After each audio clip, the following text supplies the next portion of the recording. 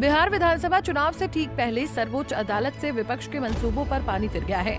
जिस चुनाव आयोग के स्पेशल इंटेंसिव रिवीजन यानी SIR को गलत बताने के लिए विपक्ष ने एड़ी से चोटी का जोर लगा दिया, उसे 13 अगस्त को सुप्रीम कोर्ट ने वोटर फ्रेंडली यानी मतदाता हितैषी मान लिया। वोटर लिस्ट रिवीजन के खिलाफ दायर याचिकाओं पर सुनवाई के दौरान शीर्ष अदालत ने बुधवार को ये टिप्पणी की है। कोर्ट ने कहा कि पूर्व में हुए संक्षिप्त पुनरीक्षण में 7 दस्तावेज मान्य थे, मगर अभी के स्पेशल इंटेंसिव रिवीजन यानी विशेष गहन पुनरीक्षण में 11 दस्तावेजों का विकल्प मतदाताओं को दिया गया है। इससे लगता है कि ये मतदाता के हक में है, लेकिन विपक्ष को अभी भी संतुष्टि नहीं है। विपक्ष को अभी भी लग रहा है कि SIR बिहार के लिए खतरनाक है। बीजेपी SIR का दुरुपयोग कर रही है। अब गहन पुनरीक्षण में 65 लाख वोट काट रहे हैं और 65 वोट भी नहीं जोड़ रहे। ये कैसा पुनरीक्षण है भाई? आप 65 लाख वोट काट रहे हैं SIR के जरिए और उस SIR में आप नए वोट नहीं जोड़ रहे हैं। इसका मतलब आपकी मंशा साफ है, आप टारगेट करके अपोजिशन के वोट काटना चाहते हैं और अपोजिशन का वोट काट के भारतीय जनता पार्टी और नरेंद्र मोदी जी के घर पे जीत का प्रमाण पत्र पहुंचाना चाहते हैं। वो काम किया ज्ञानेश कुमार जी ने। तो अब तो ये सार्वजनिक रूप से सारी बातें आ चुकी हैं। सुप्रीम कोर्ट में मामला था कल, का प्रूफ नहीं मांग सकते तो नहीं माना जाएगा। देखिए, आधार के जरिए आप अपना ड्राइविंग लाइसेंस बनवा सकते हैं, आधार के जरिए आप अपना निवास प्रमाण पत्र बनवा सकते हैं, आधार के जरिए आप अपना पासपोर्ट बनवा सकते हैं। आप मुझे बताइए, लेकिन आधार के जरिए आप अपना वोट नहीं बनवा सकते। तो फिर आधार को लेके जो इतना हल्ला मोदी जी ने मचाया पूरे देश में कि हम एक ऐसी मतलब अद्भुत चीज हमने आधार कर दिया है कि आधार से ही सबको जोड़ दो, आधार से ही सब कुछ कर दो, आधार ही आपका जीवन है, बायोमेट्रिक उसमें लिया जाता है, रेटिना उसमें लिया जाता है, तो और क्या चाहिए फिर आपको?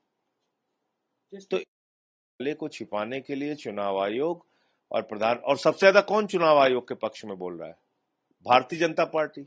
इसका मतलब चोर चोर मौसेरे भाई हैं, दोनों मिल के चोरी कर रहे हैं वोट की। इसीलिए तो बीजेपी बोल रही, वरना अगर बीजेपी एक राजनीतिक दल के रूप में देखिए तो उसका कहना चाहिए हाँ भाई चुनाव की प्रक्रिया निष्पक्ष करो। बीजेपी क्यों बोल रही उनके पक्ष में?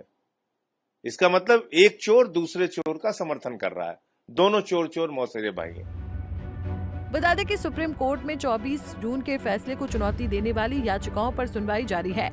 याचिकाकर्ताओं ने SIR में चुनाव आयोग द्वारा आधार कार्ड को स्वीकार नहीं करने पर सवाल उठाए हैं। इस पर टिप्पणी करते हुए जस्टिस सूर्यकांत और जस्टिस जॉय माल्या बागची की बेंच ने कहा कि ऐसा प्रतीत होता है कि आयोग ने आधार के अलावा भी बड़ी संख्या में दस्तावेज का विकल्प दिया है जो समावेशी है। शीर्ष अदालत ने कहा कि मतदाताओं को लिस्ट में शामिल 11 दस्तावेजों में से कोई एक जमा करना अनिवार्य है।